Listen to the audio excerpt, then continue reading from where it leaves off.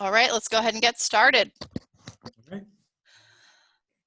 Hello, everyone, and thank you for joining us this evening for the Principal and Superintendent Interview Protocols and Possible Questions presentation. Here at Drexel University School of Education, we are committed to education both within our university community and the many communities that our students serve in. For this evening's presentation, I will serve as the moderator. I am Jacqueline Aldworth, the Assistant Director of Recruitment.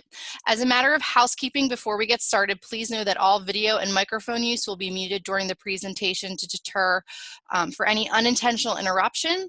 And during the Q&A portion of the program, you may type your questions in the chat box. I will also note that Drexel has planned a mandatory password change, so some of us may lose connection, or if you are a Drexel employee or affiliate, you may also lose connection as well. For tonight's presenters, we have Dr. John Gould, the Program Director and Associate Clinical Professor here at the School of Education, Dr. Michael Kozak, who is Assistant Clinical Professor, Dr. Deanna Hill, Program Director and Assistant Clinical Professor, and Jamina Williams, Program Manager for the Educational Administration Programs.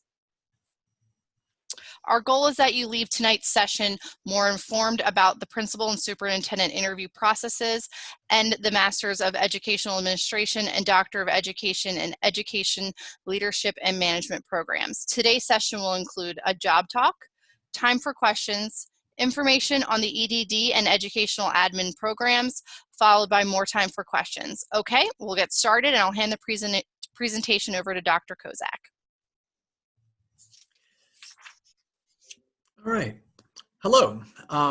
As you can see, I put in a introduction up on the screen, and basically this portion of the presentation is meant to help prepare potential candidates who are applying for an administrative position, whether it be a principal, superintendent, assistant superintendent, supervisor, director. There's different positions. The competition is fierce. So it is very important that you prepare well, that you have a resume that is up to date, a CV that is also up to date, and that you have, what I would recommend is have materials stored on your hard drive in folders that you can easily access. And I'll refer to that as we move along. As I mentioned in this slide, the competition is fierce, and as a former superintendent for 13 years in various school districts, I understand very well the pressure to interview certain candidates. If there's one opening and there's 300 or 400 resumes that come online, you also get recommendations from colleagues. You have the Board of Ed that may recommend someone, the mayor may recommend someone, there may be a political interview, the union, teachers union may recommend, and although you're not forced to hire any of these people, there's still those external forces and pressure that is exerted on a superintendent or a hiring committee. So your job is, how are you going to stand out from the crowd, if you will. Could you advance to the next slide, please? So the preparation. Normally for a K-12 position, a resume is common more than a curriculum vitae. That's usually reserved for higher education positions. When constructing your resume, use a professional format. Microsoft Word is one way to do that. There's also something called Adobe Spark. And what I like about Adobe Spark is you're able to easily insert pictures, little videos. You're able to show, it's more colorful, it's brighter, it is more tech involved. And if you're trying to stand out from a couple hundred candidates, that might be a nice way to do that. Now, part of that is you have to assume that the people looking at your resume are looking at it online. If they're just looking at a printout, they may not capture the same everything that you're putting in there, the links and other things. I would also say to put highlights in your resume and quantify whenever possible, such as Reduce discipline referrals by 50% through the implementation of positive behavioral intervention and support, the PBIS, or restorative justice, or increase student state test scores in mathematics by 28%. So if you put in statistics or you quantify what your accomplishments are, that stands out. Now, you have to be able to back that up. Should you be brought in for an interview, you have to be able to show evidence that you, in fact, were able to achieve that. One of the highlights of the Drexel program is that the students go through 4 terms of an internship, whether they're preparing for a principal position or a superintendent position. Along with that internship, students are required to compile an e-portfolio. That is an excellent way to gather evidence of your accomplishments that you've done or that you've worked on during your internship. And that is certainly a way for you, when you're first going out to apply for a position, to show evidence that you were, in fact, very involved in different projects. You had a positive impact in your school as an intern by working on these various projects, whether they be in technology, in finance, parents and community, or other areas. So that's a plus for the Drexel program, and it's a great tool to have to present to future employers. Something that I've noticed over the years when looking at resumes and cover letters is sometimes I think this is a great candidate. I'm going to have somebody contact this person, and I can't find their contact information. You are marketing yourself. Therefore, Coca-Cola, IBM, Microsoft, Google, they would never leave themselves open without having a contact. Make sure that your email, your cell phone, LinkedIn, Twitter, website, digital portfolio, whatever you need is prominently displayed in your cover letter and on your resume. You don't want people to have to search for something. You want it easily accessible. Can we go to the next slide, please? By the way, that Adobe Spark that's in the bottom, if you click on that link, it'll show you examples of a resume or resumes that are done using Adobe Spark. So you're all set. You want to go out and look for a job. Well, where do you search for jobs? On this slide, I've listed, I think it's about 10 or 11 different sources that are excellent sources for administrative positions, whether they be principal, curriculum supervisor, superintendent, both locally and nationally. So, and these are all online, and you get email updates from all of these. For instance, top school jobs, New Jersey school jobs, Pennsylvania, you can get on the email list for each ICU that'll send out a weekly update telling you where there are openings in that county or within that ICU. So, for instance, Montgomery County, Bucks County, if you're looking for a superintendent position or a principal position or even teacher positions, if you get on that mailing list, every week your email will come in Sunday night or Monday morning, and it'll list all the openings in that area for all the school districts. There is also the Pennsylvania Association of School Administrators, the New Jersey version of that. Every state has a version of that. The national, the AASA Education Week is a publication that also lists openings. Then you have the National Association of Secondary School Principals and Elementary School Principals, ZipRecruiter. RayAssociates.com is a headhunter for educators. And the same with HYA Search. HYASearch.com lists all of the openings across the country, even if they are not the recruiter.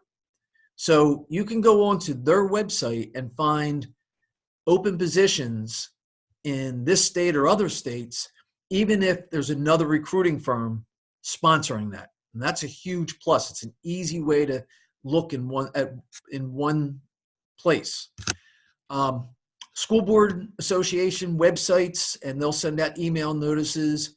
Principal and Supervisor Associations, Indeed, and I hire school administrators. So there are a few that you can use and get on their mailing list, and that way that you'll receive notices. Next screen, please. So you get the interview. Great.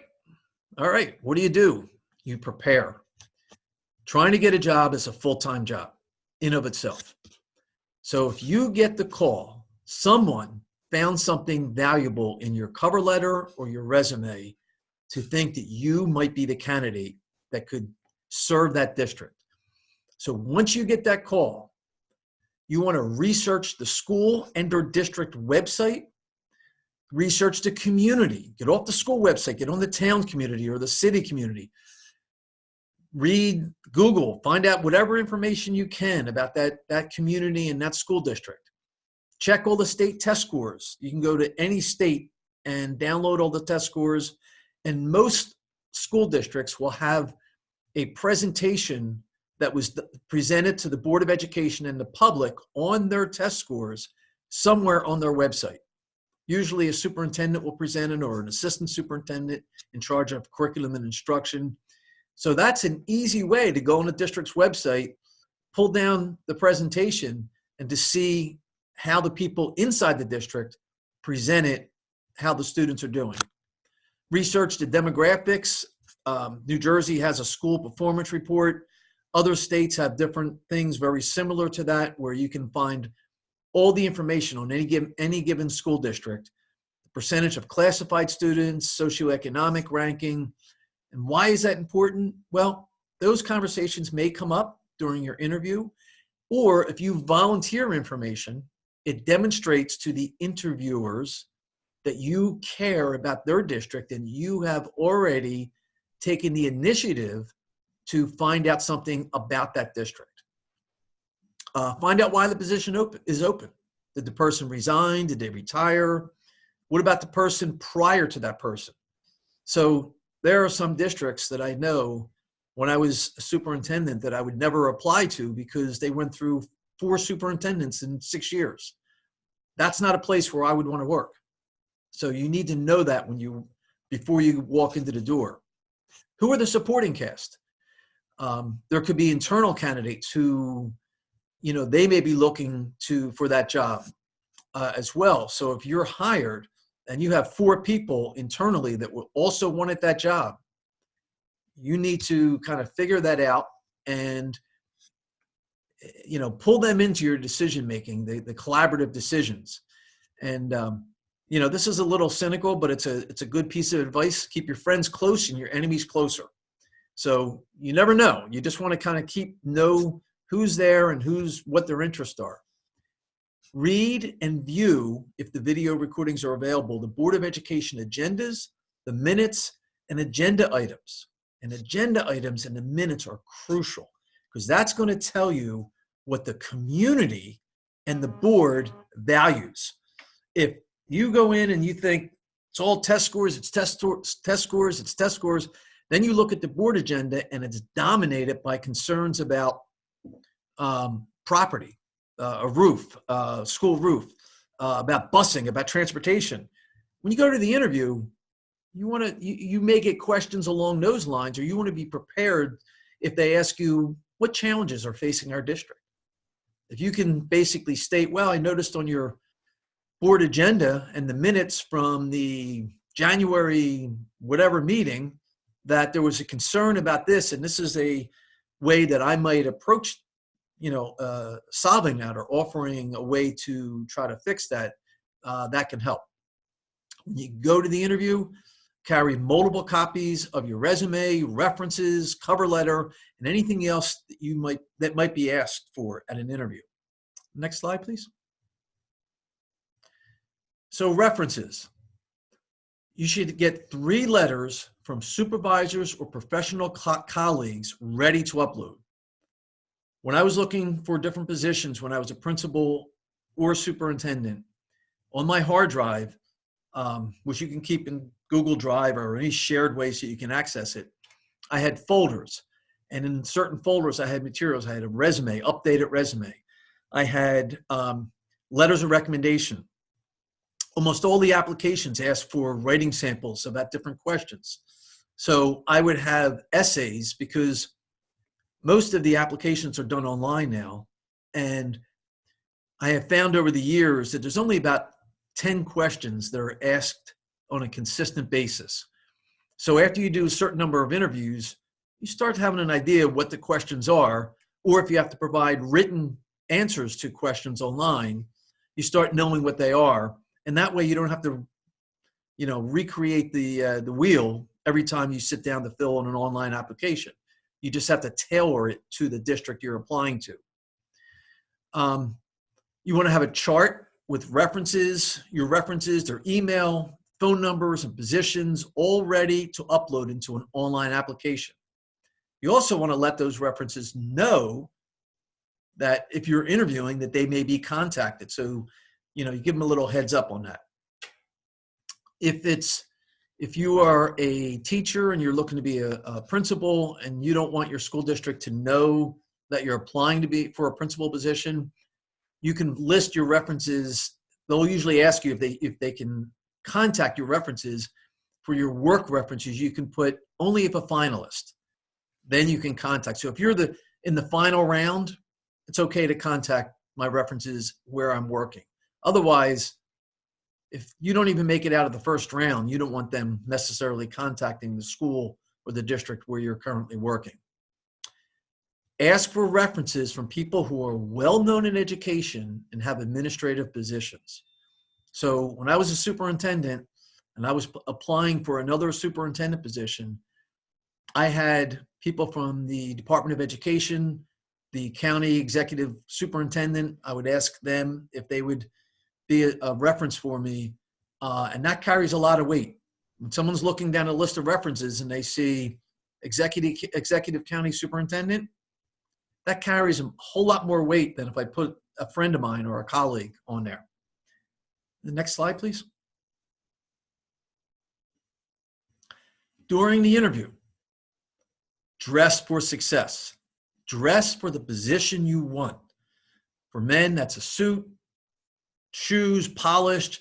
Women, however you look professional. I put dress, pantsuit, whatever it is that you feel you're going to look professional when you walk in the door. First impressions count. So the minute you walk through that door, you want people to look and say, that person, she or he, looks like the principal or the superintendent. Arrive early. Have extra copies of everything, as I said. Have the copies not in some old folder, but in a professional looking binder of some sort, leather bound, something that looks professional when you walk in the door. Introduce yourself and greet each person with a firm handshake. I heard a person do a presentation on interviews and they said 2 pumps for the handshake. I'll go with it. It seems to work. Make eye contact. Remain calm, friendly, and confident. You were brought in because someone saw value in you. So that's not the time to be nervous. That's the time when you should be confident when you walk in the door. Take a pen and a tablet of paper to write down notes, because I have found over the years that the board or someone may ask you a question that has 16 parts to it. What would you do in this case? And oh, by the way, and so by the time they get done asking the question, you forget what the first part of the question is. So if you have a little pad of paper, you can jot down a couple of notes as they're asking the question to make sure that you answer that question fully. Take time before you answer. Reflect. Don't jump right in. The board or the hiring committee wants to know that they have someone that's thoughtful. And if they tell you each answer is within 2 minutes, keep it to 2 minutes. Don't keep on talking. Keep it within the timelines. Next slide, please. Hey, Michael? Yes. Jump in for 1 second.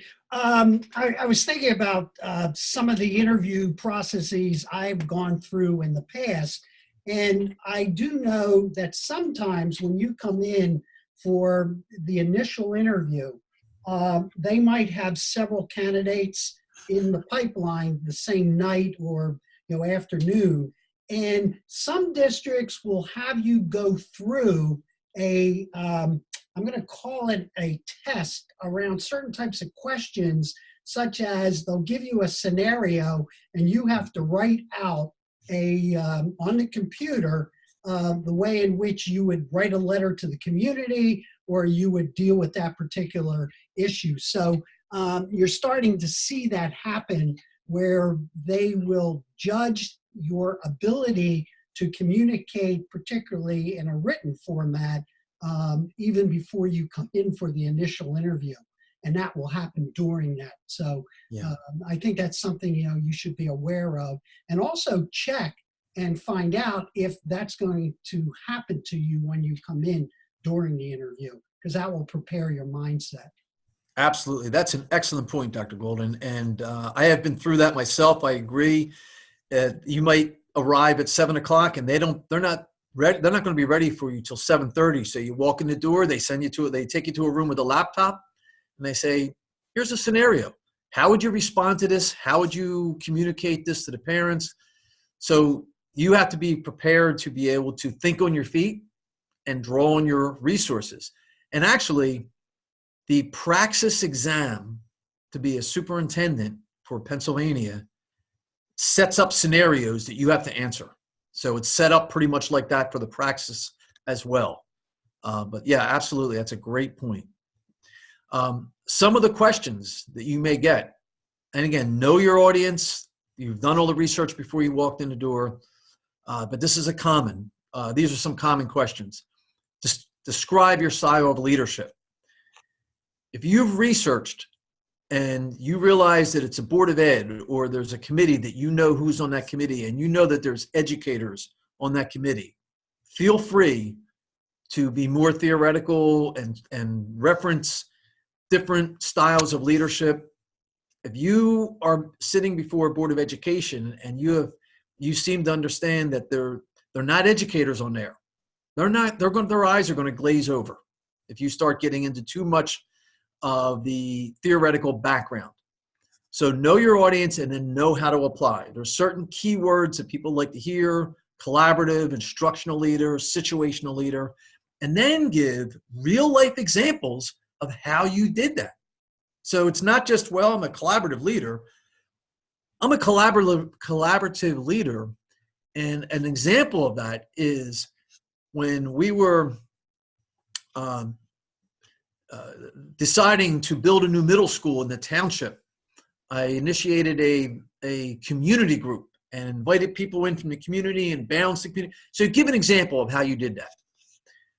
What are some of the most important issues facing education or educators today? Again, frame your answer in relation to what the district's needs are. If you know that their test scores are low, well, it's preparing students for a global society, bridging the gap. There's different areas. If you're interviewing in a highly successful school district where 90% of their students go on to four-year colleges, your answer might be a little different. How will you involve parents and the community in the schools? Well, there's several courses in Drexel's program that address that issue, but you need to be able to speak about how you would have parents maybe in committees, perhaps in advisory capacity. If they have particular expertise, you might invite them into the school to help with the school robotics team. Maybe they're engineers, maybe they're business leaders. So have all that information ahead of time to be able to answer that. Another question: what is the role of technology in education? Again, frame your answer according to the school or district's needs and available resources. If you walk into a district where there's one-to-one laptops, tablets, Chromebooks, and everyone has one, you're going to be talking about how they're using that to research, to maybe collaborate with students in other districts, to do look at 3D images. That might be a little different than if you go to a district where they don't have the technology. Now you might be framing your answer in how you would pull technology in to help the students use maybe that don't have it in the school. Could you go to the next slide, please? And by the way, How would you use technology in schools? Just as a frame of reference, that was a question that I saw a lot. And one of the essays that I had was basically technology is ubiquitous in our lives. And I talked about Amazon, Google, Facebook. Also quoted that the Labor Department predicts that tech jobs will grow faster than the average for all jobs at a rate of 13% this decade. But it's not just hiring demand that makes this industry one to watch, according to U.S. News Best Technology Jobs. And I went on and on. So if you answer your question that way, you're showing that you've researched this subject, that you know how this is going to help these students as they go out into a global workforce. Another question, how would you introduce yourself or become a part of the current team? So if it's a superintendent position, they want to know how you're going to introduce yourself to the leadership team, to the staff, to the community. If it's a principal position, it'll be more school related. But you want to know what the strengths of the school and the district are and how unique it is. People like to hear that where they live is special. That's their district, their school, their community is unique. Look, everyone likes to get a compliment. If you walk in and say, well, I noticed that your test scores are really low and you know, there hasn't been any update in the buildings for a while, and I can't believe that the leadership, you're never going to get called back. If you walk in and say, I see that this is a very supportive community, and I can tell by the amount of parents that generally come to the board meeting, and I saw that the PTA is very involved, and I'm looking to walk in and build upon the success of this district. Now you're saying that you have value added, but they're already good, but now you're going to add something more valuable. Another question could be, what decision or decisions, I just noticed a typo there, have you made that you wish you could take back? And there's many versions of this. What's the biggest mistake you made in your role as an educator and all those kind of things? Basically, find something, not real severe, but something that you can immediately turn into a positive. So something, as I gave an example of, after seeing the low turnout at a presentation on internet safety for parents, I rescheduled the meeting, but this time I included Facebook Live to stream the meeting, which resulted from the attendance figures going from 10 to 15 people in the audience to 2,000 people. And that's a real example, actually. So they're asking you that they really don't want to hear you go on and, you know, I tend to show up late all the time, or, you know, I was terrible in this district and I got fired. That you're done. It's a stock question. And it was probably a psychologist probably come up with it. But unless you're a psychologist and know how to read that, they just want to hear that you're going to add something positive. We go to the next slide. Another question could be, how would you communicate to the parents and or the community? So some examples, digital monthly newsletters, bi-monthly coffee and bagel chats, or chat and choose, some people use, attending student events, attending community events. Districts want to know that you're going to invest in their community. You're going to be a part of that community. So if you think you're getting a job that's 9 to 5 with no nighttime or weekends, that's not it. Expect to put an inordinate amount of time into an administrative position. Nighttime events, dances, concerts, art shows. If you're a superintendent, board of ed, community events, the township meeting with the mayor, student recognitions, there's multiple things. Another question could be, describe the relationship between the board and the superintendent. Be careful with this one. You want to focus on frequent and timely communication, bringing relevant topics to committees of the board, alerting the board to potential issues such as an angry parent, maybe coming to a board meeting. But they want to, the last thing a board wants to happen is to be in a Wawa, 7-Eleven, a store, and have someone come up to them from the community and say, hey, did you hear that the ambulance was at the middle school today? You know, if the ambulance is there, you need to text the board members immediately so that they know you're aware, they're aware, and that you'll get back to them with more details after the issue's been resolved.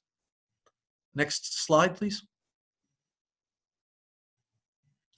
After the interview, send a note thanking the committee for interviewing you and reiterate how much you would like to be a member of their educational community or their community. And then begin preparing for your next interview, either in that district or the next district, because until you get hired, until the ink dries on the contract, you need to keep looking. Sometimes, you know, it's down to 2 candidates and it gets to the very end and both candidates are qualified, but the board or the hiring committee, they like the shirt that that person wore or who knows what. And it doesn't mean that you weren't qualified or you couldn't get the job. It just means that the hiring committee selected someone else. So then it's time to move on and look for your next position. And I think that was my last slide. Can we go to the next one? Yep, I'm actually going to hand the presentation over to Dr. Deanna Hill now. Okay. Excellent. Thank you, Jacqueline. Move this slide. I think we can go to the next slide. Yep. So hi, everyone. I'm Dr. Deanna Hill. I am the director of the EDD program. The Drexel EDD program is an accelerated part-time education doctorate program. It's designed for working professionals. Our graduates are scholarly practitioners who are really committed to resolving emergent and persistent problems of practice in their own educational settings. Our EDD is ideal for working professionals in PK through 12 settings. It's also ideal for higher ed administrators and leaders in nonprofits, corporations, and government agencies. So one thing that we like and that distinguishes our program from many others is that our program is interdisciplinary. So our folks come in and work across many organizations in many different contexts. We also are celebrating our 10 years of academic excellence. And you'll see our 10-year symbol up there. And we're a proud member of the Carnegie Project on the Education Doctorate, which is a membership organization of over 100 institutions who are working specifically on excellence in the education doctorate as a practitioner's degree. And in 2019, we were named CPED Program of the Year. So we're very excited about that. All right, Jacqueline, next slide. So to tell you a little bit about our program, we do offer a balanced curriculum in leadership, research, and a concentration of your choice, which can be educational administration or a number of others, which I'll show you in just a minute. We also here list our program learning objectives, and so we're in Pennsylvania, and so it's fittingly labeled our keystones. So our graduates, foundational to our program is the notion of sustainable leadership. So our graduates possess the ability to create and support learning communities that really are the basis of sustainable change. We also we know organizations don't exist in a vacuum, so our graduates develop habits of mind and competencies to lead the complex organizations that they're in and within what they understand is shaped by global forces. Our university and our School of Education are very committed to lifelong and life-wide learning, and our graduates develop those abilities to sustain their own leadership growth as well as to advance in their current careers or begin new careers. Most of our students come into the program looking to move up or to move over into a new career, and we understand that that again is a process that you repeat over and over in the cycle of your career. Also, we're known for excellence in technology as a university and as a program, and we're an early innovator of online education. We want to make sure that our graduates utilize the full range of emerging technologies really to reach across generations and to communicate effectively and engage others. And then finally, it's all about bridging that knowing and doing gap. And so our graduates exemplify the curiosity, the inquiry skills, the scholarly competencies that they really need to investigate an area, transform it, and then put it into meaningful action. Jacqueline, the next slide. So we offer a program in 2 different formats. You can go completely online, so that's 100% online. There's no residency requirement. In our online program, we offer a 3-year plan of study where you take 2 courses per term, or you can go through a 5-year plan of study where you take 1 course per term. The only caveat here is that our 5-year plan is not financial aid eligible. Another option is to go through our hybrid program, and we have a hybrid program in both Philadelphia and Washington, D.C. The hybrid program is 60% online and 40% face-to-face, and the face-to-face happens in 3 executive weekends per quarter, where you come together with your cohort in your coursework and meet with your faculty member to really attend to your coursework and the learning objectives. We also have core courses that are hybrid, and then as you select your concentration, those concentration courses are online. So you are in a cohorted program in your core courses, and then you also have the opportunity to engage with students in other areas across those concentration courses. All right, Jacqueline? So here you get a view of the curriculum. This is the example is the 3-year program. And again, as I mentioned, it's a balanced program really focusing on those core leadership courses.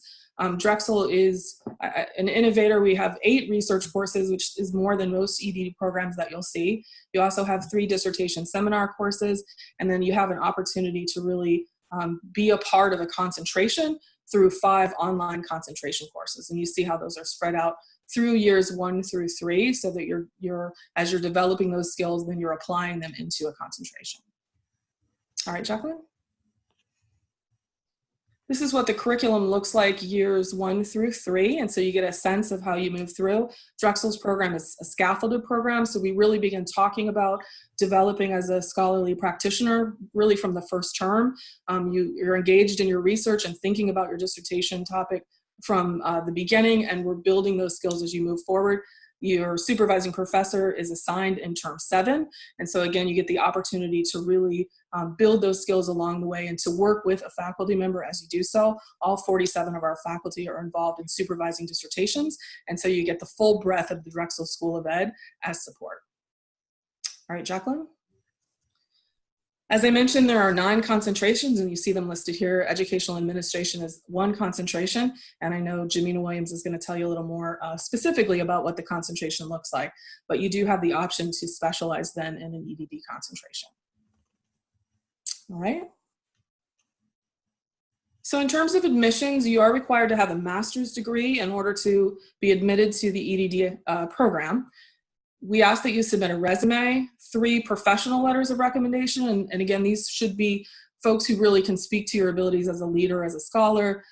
We require all transcripts from institutions that you've attended, and then the EDD asks for a 3-part written submission. So the first part is 300-word essay on your professional goals and aspirations. What is it about the EDD program that that you want and that is going to help you make that next step? We asked for a 750-word essay on a problem of practice. So what is the area that you're interested in? What is a emerging or persistent problem of practice that you imagine that you would work on and that would be a part of your professional inquiry as you move through the EDD program? And then finally, we asked for a professional writing sample, 5 through 30 pages. Again, we're looking for something that is yours and yours alone. So we ask for you to submit something where you're a solo author, and we ask that it be something academic, or you can create something academic. So if you don't have something like that, or you haven't had something like yours, as some of our folks coming back is the case, then you certainly can create something to submit as a writing sample as well. There are some optional materials that you can submit. You can submit a detailed statement of your leadership activities, your creative activities or products, or any research activities and publications that you may have. And again, these are optional to enhance your application and really tell us who you are and what you've done. Okay, Jacqueline? Just wanted to give you an overview of the deadlines. Please note that the online deadline is March 2nd, which is earlier than the hybrid deadline, which is March 9th. So attending to each of those programs, depending on which format you're interested in. We do have a rolling application process. We have a faculty panel who reviews applications, and we try to get back to you within 3 to 5 weeks. All admissions decisions are sent out by the graduate admissions, and you'll see on the bottom we do offer an orientation about 2 weeks prior to our admissions process, or to the beginning of courses, which in the spring is March 30th. At the bottom there you see the link to our information about admissions, and if you have any questions you can reach out to Jacqueline or to myself, Dr. Deanna Hill, and we would be happy to talk with you or tell you more about the program. All right, Jacqueline, I will turn it. We have some options here for tuition and financial aid. As I mentioned, Only the 5-year program is not financial aid eligible. Otherwise, you are able to get financial aid. We also have tuition savings available. So if you're a member of the military, if you're a full-time employee of the School District of Philadelphia, if you're a full-time community college faculty, or if you're a part of a number of partnership organizations, and you can search for your organization there at that link, you may have an option for tuition savings or tuition discount. And Drexel Central is the place to go if you have questions about financial aid and you see their number there. All right. Thank you, Jacqueline. I think I will turn it over then to Jamina. Great, thank you. Hi, everyone. My name is Jamina Williams, and I am the Program Manager and Academic Advisor for our Educational Administration program within the School of Education. So I'm going to talk to you a little bit about our master's programs and our principal certification, a little bit about our superintendent letter of eligibility option that is built within the EDD program. So overall, our Educational Administration program was created using a framework of national standards to train our students to become transformational school leaders for a new generation. And so we show pride that our graduates learn a proven set of skills that can be applied to the following 6 standards that they will complete throughout their enrollment in the program. So our students are going to learn how to identify a personal school vision. They're going to establish a school culture based on learning. Our students also learn and have experiential opportunities in managing finances, facilities, and resources.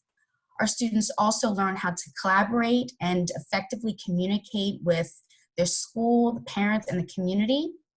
They're going to learn how to operate with integrity and fairness in an equitable manner. And then also functioning as students who advocate within political, legal, social, and economic cultural contexts. Next slide, please.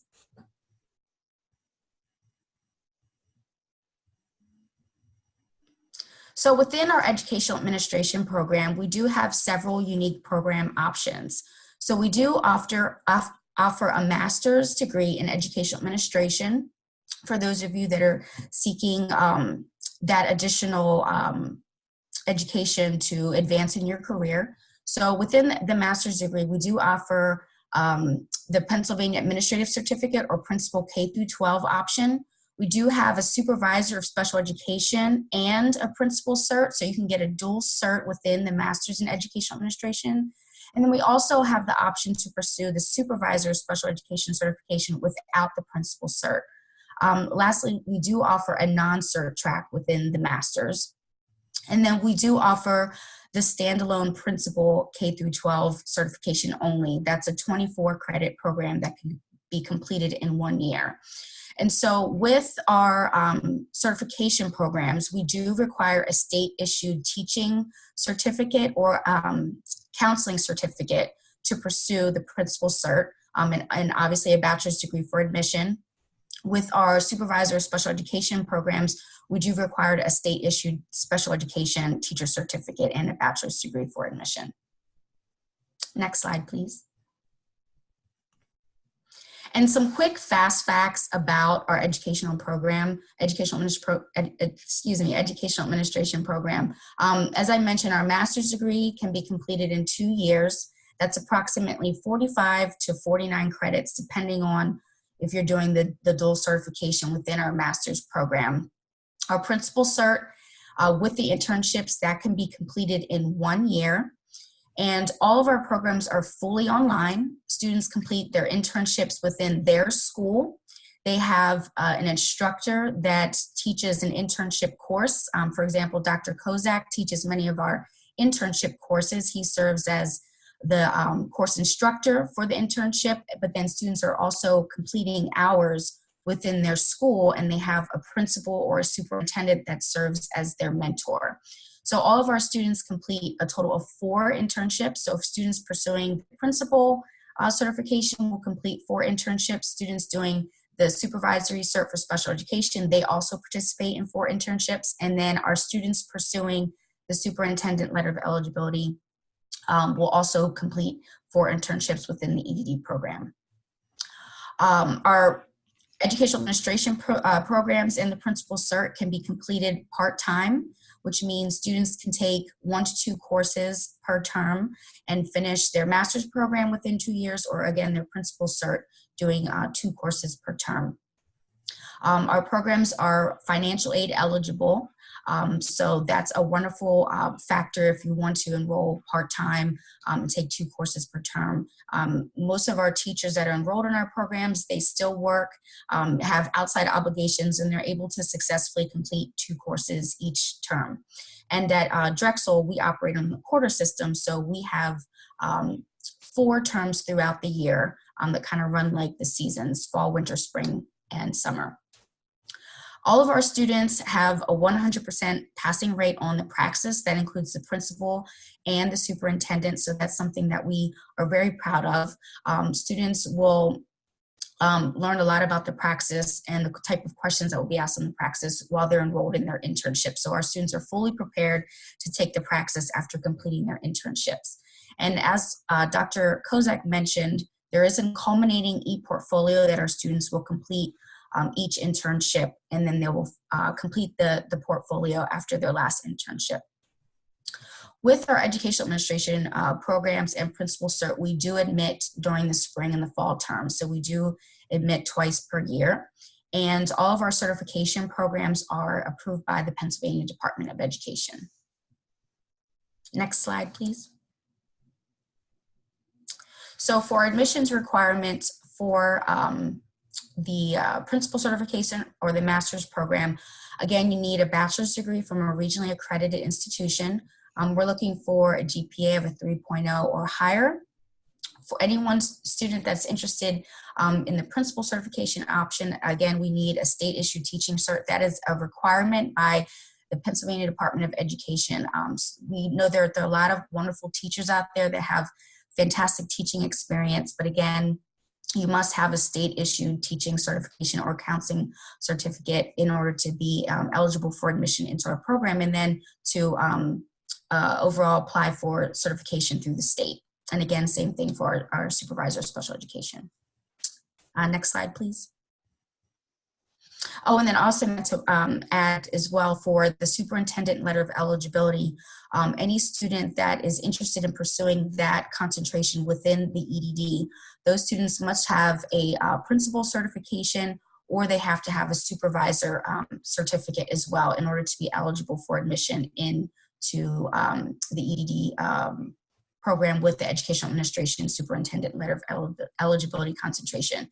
Within the EDD program, there is a track as well for students to just pursue the Educational Administration option without the superintendent. So that's a couple different options that we have for our students. Additional admissions requirements include completing an application. We need all official transcripts from all post-secondary institutions, including 2 letters of recommendation.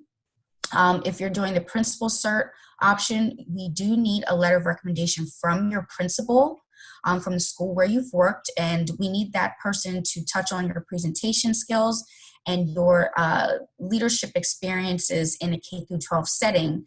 And then also we want that person to talk about any type of specific skills that have a strong bearing on your success as a school leader or administrator. And it's also important to get that letter of recommendation from your principal, because we also need to see that you do have support of your principal to serve as a mentor for you while you're enrolled in the program, because that's a big component of the program as well.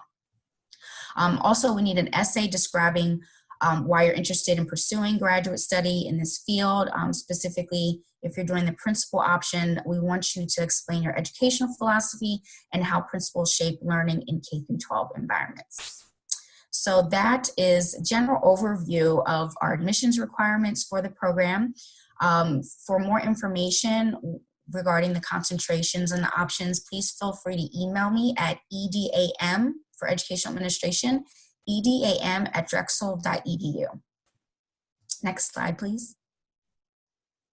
And our application deadline is March 2nd for the spring term that begins March 30th. So any of you that are interested in applying for admission into our master's or principal certification programs, please submit your application materials before the deadline.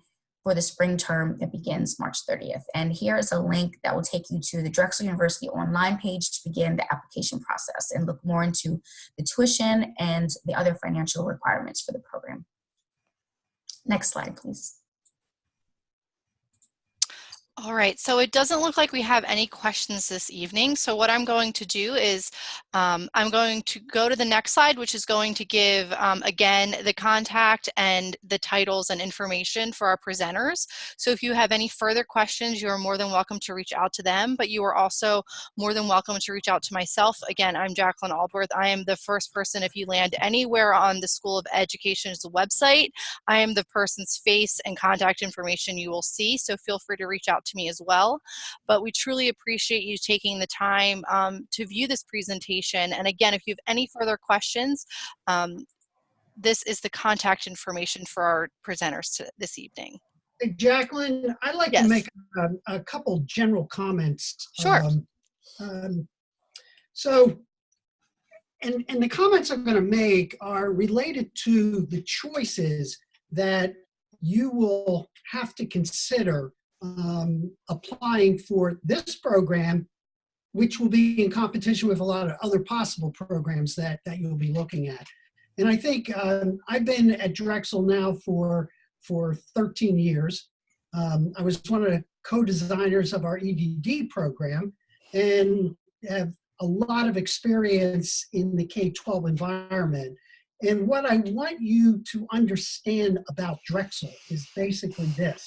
If you enter our program, what we will, and I'll use the word nurture the development of your leadership to be able to deal with the complex issues that are facing education going forward in the 21st century, but also to develop an understanding in you that you also will be leading school districts that are going to be nurturing the development of students who will be alive in the 22nd century.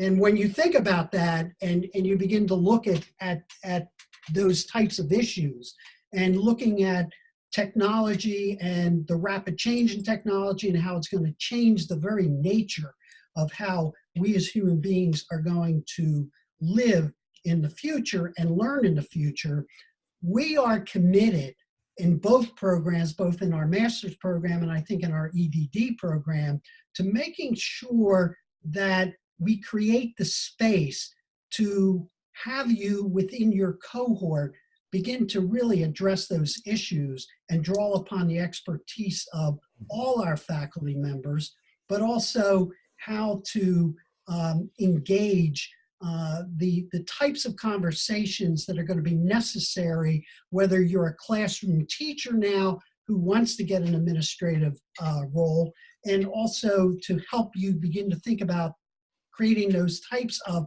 conversations with your students.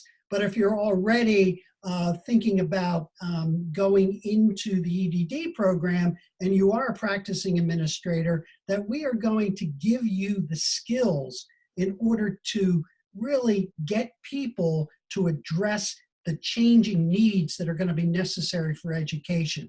And so when we use the word transformational leader, that's what we're really talking about. And I think all of us here at Drexel are truly committed to making sure that you will be transformational leaders in order to create the next generation of schooling that's going to be quite different than the schools that we're in right now.